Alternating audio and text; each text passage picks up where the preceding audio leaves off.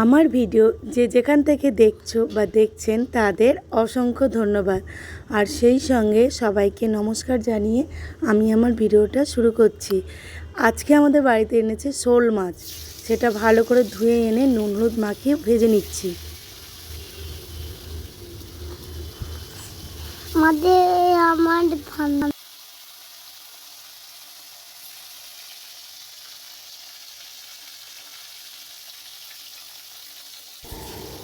মাছগুলো এক পিঠ ভাজা হয়ে গেছে, আমি আর এক পিঠ উল্টে নেব।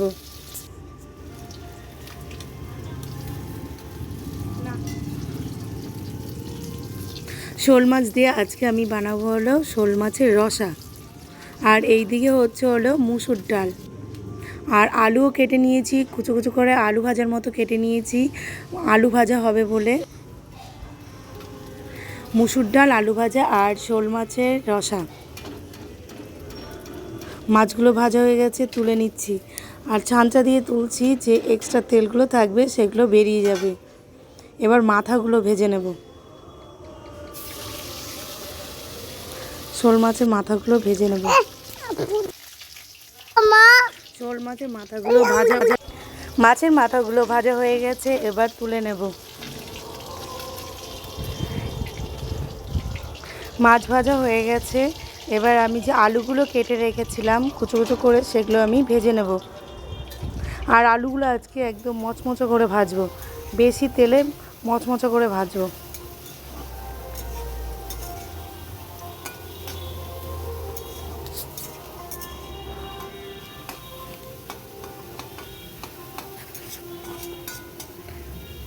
আলুও ভাজা হয়ে গেছে, একদিক ভাজা হয়েছে, আরেকটু ভাজা হলেই হয়ে যাবে।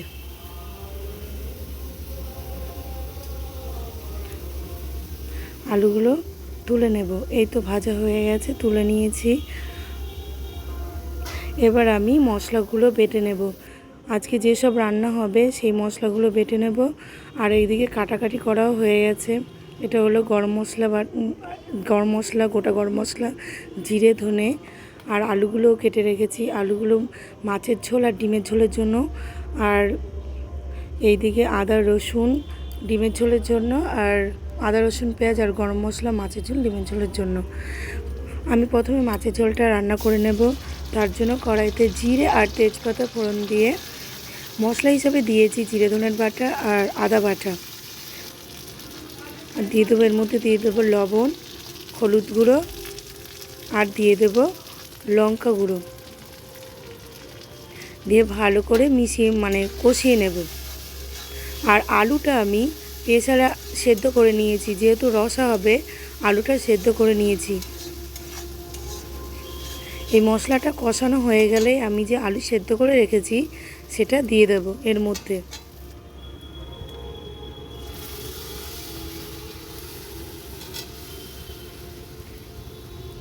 আমরা যেখানেই খাবার খাই না কেন, বাড়ির রান্নার মতো খাবার কোথাও যেন ভালো লাগে না। বাড়ির রান্না সব থেকে টেস্টি লাগে।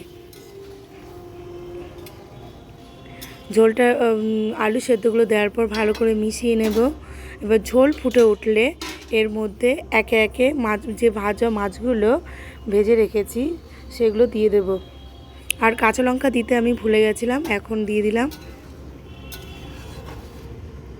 আর আমার কথায় যদি কোনো ভুল বা ত্রুটি থাকে প্লিজ একটু ক্ষমা করে দেবে। ঝোল ফুটে উঠেছে, এবার মাছগুলো দিয়ে দেব।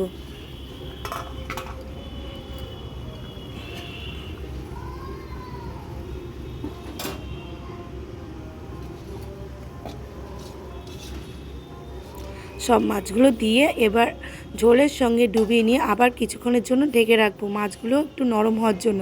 আর এটা দিলাম হলো গরম মশলা বাটা। শোল মাছ কিন্তু আবার অনেকে মাংসর মতো রান্না করে খায়, কিন্তু আমি এখানে গরম মশলা দিয়ে জিরে ধনে আদা বাটা দিয়ে করেছি। এইভাবেও কিন্তু রান্না করে খেয়ে দেখবে, খুব ভালো হয় খেতে। গরম মশলার বাটাটা একটু বেশি দিতে হয়। এবার আমি আবার একটু ঢেকে দেবো মাছগুলো নরম হওয়ার জন্য একটু। এরপর আমি রান্না করব হলো পাট শাক। পাট শাক আমি আগের দিন রান্না করে দেখিয়েছিলাম শুকনো শুকনোভাবে, আর আজকে আমি রান্না করব ঝোল শাক, পাট শাকের ঝোল শাক। পাট শাক ঝোল শাক রান্না করার জন্য প্রথমে আমি কড়াইতে কালো জিরে ফোড়ন দিয়ে তারপর পেঁয়াজগুলো ভেজে নেব। পেঁয়াজগুলো খুব ভাজবো না, হালকা ভাজা ভাজা করে নেব। আর এর মধ্যে হালকা ভাজা ভাজা হয়ে গেলে এর মধ্যে পাট শাকগুলো দিয়ে দেব।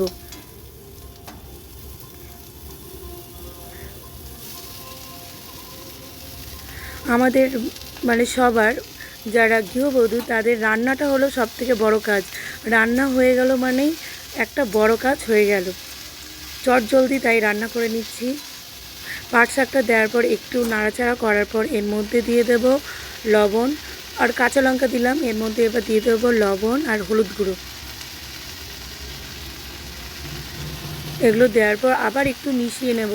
মিশিয়ে নেওয়ার পর ঢেকে দেব।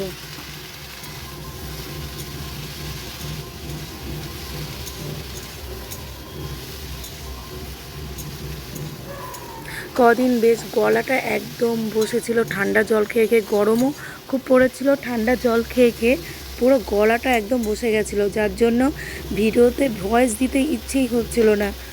কি বলবো, পাট শাকগুলো একটু শুকনো শুকনো হয়ে গেছে, এর মধ্যে আমি একটু জল দিয়ে দেব।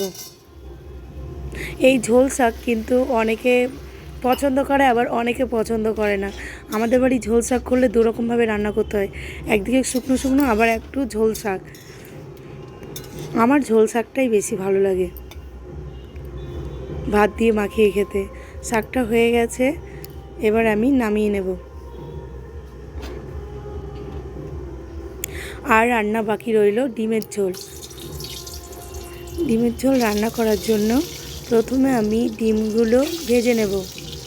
আর ডিম প্রথমে কিন্তু ডিম নুন আর হলুদ দিয়ে মাখিয়ে রাখলে হয়, কিংবা যদি না মাখাও তাহলে যে গরম তেলে একটু হলুদ দিয়ে ডিমগুলো ছেড়ে দিলেই কালার এসে যায় ডিমের মধ্যে। ডিমগুলো ভাজা ভাজা হয়ে গেছে, এবার আমি তুলে নেব।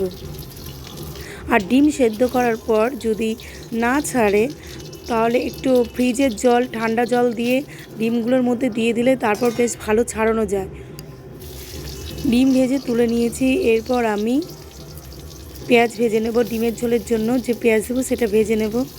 পেঁয়াজগুলো ভালো করে ভাজা ভাজা হয়ে গেলে এর মধ্যে আমি যে সমস্ত মশলাগুলো বেটে রেখেছিলাম ডিমের, সেই মশলাগুলো দিয়ে দেব। এটা হলো পেঁয়াজ, আদা, রসুন বাটা, আর আমি দিয়ে দেব জিরে ধনে বাটা। দিয়ে ভালো করে নাড়াচাড়া করে নেব বা কষিয়ে নেব।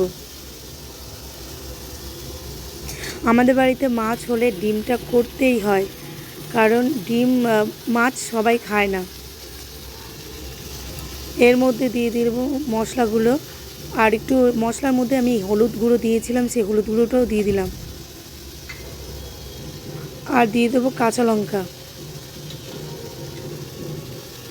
কাঁচা লঙ্কা দেওয়ার পর আবার ভালো করে নাড়াচাড়া করে নেব। দিয়ে দিলাম নুন আর একটু লঙ্কার গুঁড়ো। ভালো করে নাড়াচাড়া করে নেব।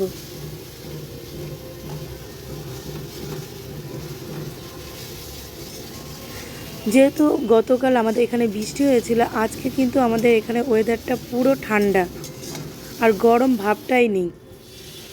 এর মধ্যে এবার জল দিয়ে দিলাম।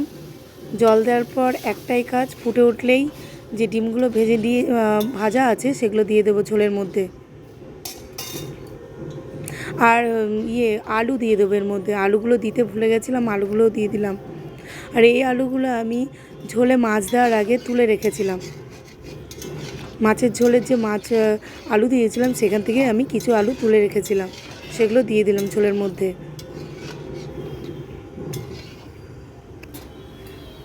এরপর ঝোল ফুটে উঠেছে, এর মধ্যে এবার ডিমগুলো একে একে দিয়ে দেব।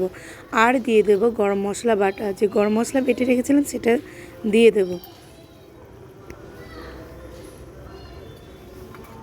ভিডিওটি শুরু থেকে শেষ পর্যন্ত দেখার জন্য সবাইকে আমি আবারও জানাচ্ছি অসংখ্য অসংখ্য ধন্যবাদ।